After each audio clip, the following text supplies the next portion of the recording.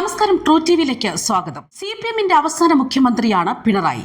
നിയമസഭാ തെരഞ്ഞെടുപ്പ് അടുത്തിരിക്കെ ഇപ്പോഴത്തെ മുഖ്യമന്ത്രിയെയും സ്വർണ്ണക്കൊള്ളയും മറ്റു തട്ടിപ്പുകളെല്ലാം തന്നെ കുറിച്ച് രൂക്ഷമായ ഭാഷയിൽ പ്രതികരിക്കുകയാണ് ഇടതുമുന്നണിയുടെ ഭാഗമായിരുന്ന RSP ലെനിസ്റ്റിന്റെ സംസ്ഥാന സെക്രട്ടറി സ്ഥാനവും ഇടതു വക്താവ് സ്ഥാനവുമൊക്കെ രാജിവെച്ച് കോൺഗ്രസിലേക്ക് ചേർന്ന ബലദേവ് സച്ചിദാനന്ദൻ.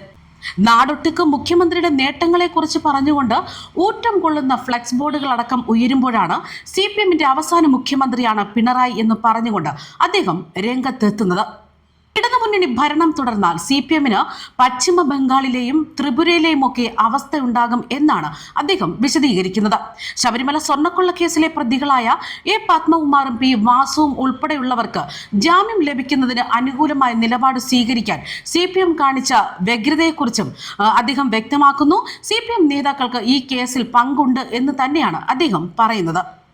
ശബരിമല സ്വർണ്ണക്കൊള്ളക്കേസിലെ അന്വേഷണം ദൈവതുല്യരിലേക്ക് എത്താതിരിക്കാനാണ് പ്രതികളെ സംരക്ഷിക്കുന്നതെന്നും രാഷ്ട്രീയ പാർട്ടികളുടെ കുടുംബ മേധാവിത്വത്തിനെതിരെ സംസാരിക്കുന്ന പാർട്ടി പല സീനിയർ നേതാക്കന്മാരെയും ഒഴിവാക്കിയെന്നും അദ്ദേഹം എടുത്തു പറയുന്നു. ഒരു വിദേശ മലയാളി മരണപ്പെട്ട സാഹചര്യം സൃഷ്ടിച്ച വനിതാ നേതാവിനെ തളിപ്പറമ്പിലെ സ്ഥാനാർത്ഥിയാക്കിയതിലൂടെ എന്ത് സന്ദേശമാണ് സമൂഹത്തിന് നൽകുന്നതെന്നും വ്യക്തമാക്കണമെന്നും അദ്ദേഹം പറയുകയാണ്. കേരളം കണ്ടതിൽ വെച്ച് ഏറ്റവും തകർന്നടിഞ്ഞ വകുപ്പുകളായി ആഭ്യന്തര ആരോഗ്യ വിദ്യാഭ്യാസ വകുപ്പുകൾ മാറിയിരിക്കുന്നു. കേരളം മദ്യഗുണ്ട ലഹരി മാഫിയകളുടെ കൈകളിൽ ഒതുങ്ങിയിരിക്കുകയാണ്. പോലീസുകാർ ജോലി സമ്മർദ്ദം താങ്ങാനാകാതെ മരണപ്പെടുന്നു. ആഗോള അയ്യപ്പ സംഗമത്തിന്റെ പേരിൽ കോടിക്കണക്കിന് രൂപയുടെ അഴിമതിയാണ് നടത്തിയിരിക്കുന്നത്.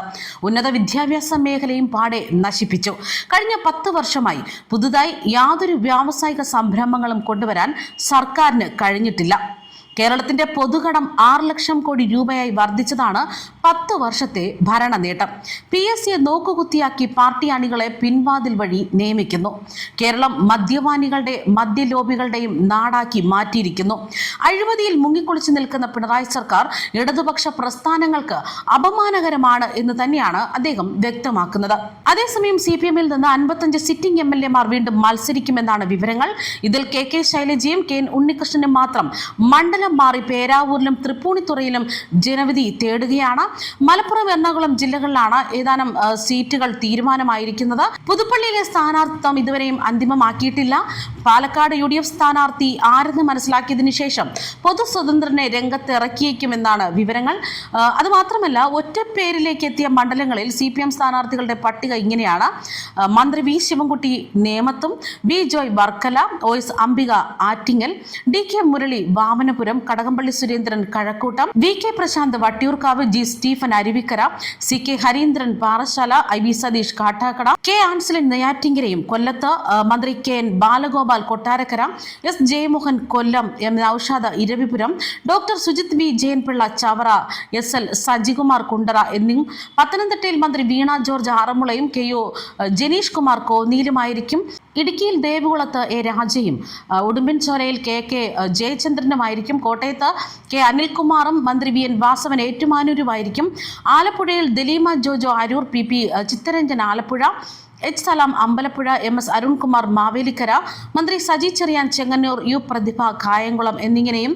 എറണാകുളത്ത് മന്ത്രി P. Rajeev, KJ Maxi Kochi, KN Unnikrishnan Tripunithura, MB Shiny KN Unnikrishnan Tripunithura, MB Shiny Vypin, Antony John Kothamangalam, PV Sreenijan കുന്നത്തുനാടും, തൃശൂർ SC മൊയ്തീൻ കുന്നംകുളം, മന്ത്രി R. Bindu Irinjalakuda, Ramachandran Puthukkad, Xavier Chittilappilly Wadakkanchery, UR Pradeep Chelakkara, NK Akbar Guruvayur, C. Raveendranath Manalur എന്നിങ്ങനെയായിരിക്കും. പാലക്കാടാകട്ടെ മന്ത്രി MB Rajesh Thrithala, P. Mammikutty Shoranur, K. Premkumar ഒറ്റപ്പാലവും, K. Shanthakumari Kongad, A. Prabhakaran മലമ്പുഴയും, PP Sumod തരൂരും, K. Preman നെന്മാറയും, TM Sasi ആലത്തൂരുമാണ്. Kozhikode TP Ramakrishnan Perambra, മന്ത്രി PA മുഹമ്മദ് റിയാസ് ബേപ്പൂർ, K. ദാസൻ കൊയിലാണ്ടിയും, തോട്ടത്തിൽ രവീന്ദ്രൻ കോഴിക്കോട് നോർത്ത്, KP കുഞ്ഞമുതുകുട്ടി കുറ്റ്യാടിയും, ലിൻഡോ ജോസഫ് തിരുവമ്പാടി, KM സച്ചിൻ ദേവ് ബാലുശ്ശേരിയിലും തന്നെയായിരിക്കും മത്സരിക്കുക. മലപ്പുറത്ത് മന്ത്രി B. Abdurahman താനൂരും, KT Jaleel തവനൂരും, MK Zakir Ponnani, യൂഷഫ് അലിയും നിലമ്പൂരും, K. സഹാബ് വേങ്ങരയുമായിരിക്കും മത്സരിക്കുക. അതുപോലെ വയനാട്ടിലേക്ക് വരുമ്പോൾ മന്ത്രി ഒ കേളു മാനന്തവാടിയും എം.എസ്. വിശ്വനാഥൻ ബത്തേരിയുമാണ്. കണ്ണൂരാകട്ടെ മുഖ്യമന്ത്രി പിണറായി വിജയൻ ധർമ്മടത്തും, കെ ശൈലജ പേരാവൂരും, വി.കെ. സനോജ് മട്ടന്നൂരും, ടി.കെ. മധുസൂദനൻ പയ്യന്നൂർ, എം.വി. വിജിൻ കല്യാശ്ശേരിയും, കെ.വി. സുമേഷ് അഴീക്കോടും, പി.കെ. ശ്യാമള തളിപ്പറമ്പും, കാരായി രാജൻ തലശ്ശേരിയിലുമാണ്. കാസർഗോഡ് സി.എച്ച്. കുഞ്ഞാമ്പു ഉദുമയും, വി.പി. മുസ്തഫ തൃക്കരിപ്പൂർ എന്നിങ്ങനെയാണ് മത്സരിക്കാനായിട്ട് ഒരുങ്ങുന്നത്. എന്തായാലും നിയമസഭാ തെരഞ്ഞെടുപ്പ് അടുത്തിരിക്കുകയാണ്. ഇത്തരത്തിലുള്ള രൂക്ഷ വിമർശനങ്ങളും അല്ലെങ്കിൽ മുഖ്യമന്ത്രിക്ക് നേരെ ആഞ്ഞടിച്ചുകൊണ്ട് നിരവധി പേർ രംഗത്തെത്തുന്നത്. എന്തായാലും കേരളം ഇനി ആര് ഭരിക്കും എന്ന തരത്തിലേക്കാണ് പോയിക്കൊണ്ടിരിക്കുന്നത്. വരും ദിവസങ്ങളിൽ തന്നെ നിരവധി രൂക്ഷമായ പ്രതികരണങ്ങളൊക്കെ എത്തിച്ചേരും എന്ന് തന്നെയാണ് റിപ്പോർട്ടുകൾ പുറത്തു വരുന്നത്.